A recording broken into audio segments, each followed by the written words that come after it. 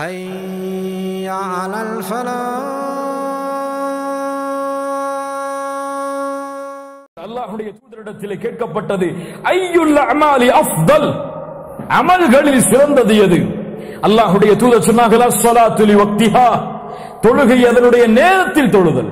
சுப்ஹானல்லாஹ், தொழுகையை லிவக்திஹா, அதனுடைய நேரத்தில் தொழுதல். வபிர்ருல் வாலிதைன், அப்படின்னா தாய் தந்தையர்களுக்கு பணிவிடை செய்தல். சும்மல் ஜிஹாது ஃபீ சபீலில்லாஹ், அல்லாஹ்வுடைய பாதையில். சுப்ஹானல்லாஹ், எதுக்கு முன்னாடி அல்லாஹ்வுடைய தூதர் சிறந்த அமல்னு சொன்னாங்க? ஜிஹாதிற்கு முன்னால், பெற்றோர்களுக்கு பணிவிடை செய்வதற்கு முன்னால் சிறந்த அமல் தொழுகை. இந்த ஜிஹாதுடைய தேட்டம் உள்ளத்தில் இருப்பவர்கள் கூட தொழுகையை சரியாக கடைபிடிப்பது கிடையாது. ஜிஹாதை பற்றி பேசுபவர்கள், முஸ்லிம் சமூகத்தின் பிரச்சனைகளை எடுத்து சொல்பவர்களுக்கு கூட வணக்க வழிபாட்டுடைய இந்த அமலில் ஆர்வம் கொள்வது குறைவு. சுப்ஹானல்லாஹ், எவ்வளவு கண்ணியமான அமல் தெரியுமா? அல்லாஹ்வுடைய தூதர் ஸல்லல்லாஹு அலைஹி வஸல்லம் ஒரு முறை கேட்டார்கள், உங்களுடைய வீட்டின் வாசலில் ஆறு ஓடுகிறது, ஒருவர் 5 முறை அந்த ஆற்றில் குளிக்கிறார், அவருடைய உடம்பில் அழுக்குகள் ஒட்டுமா? என்ன சொன்னார்கள் சஹாபாக்கள்? நம்ம என்ன சொல்லுவோம்? எப்படி ஒட்டும்?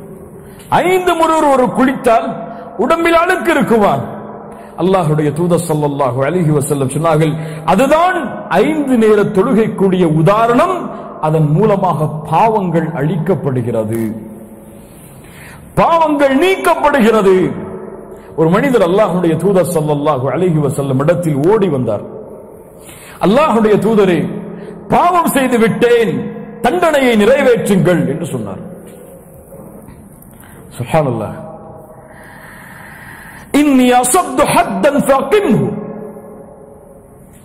பாவத்திற்குரிய ஒரு செயலை செய்து விட்டேன், தண்டனையை நிறைவேற்றுங்கள்.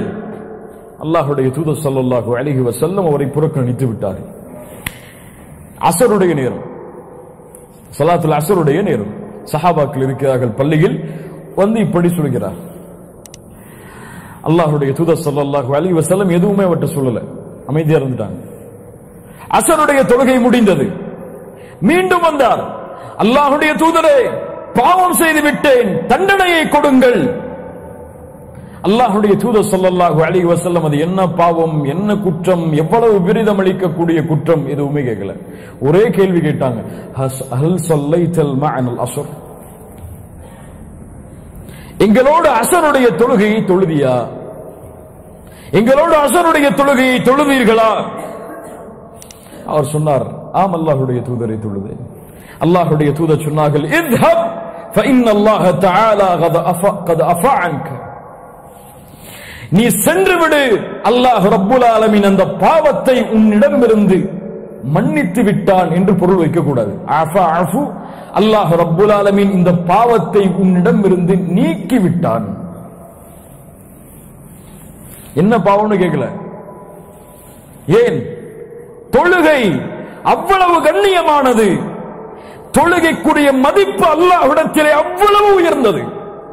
யார் இந்த தொழுகையை அவ்வளவு மதிப்போடு தொழுகிறாரோ அவருக்கு தான் அவர் விரும்பாத எண்ணங்களுடைய எண்ணம் கூலிகளும், அவர் நினைக்காத பாவங்களுடைய மன்னிப்புகளும் அவருக்கு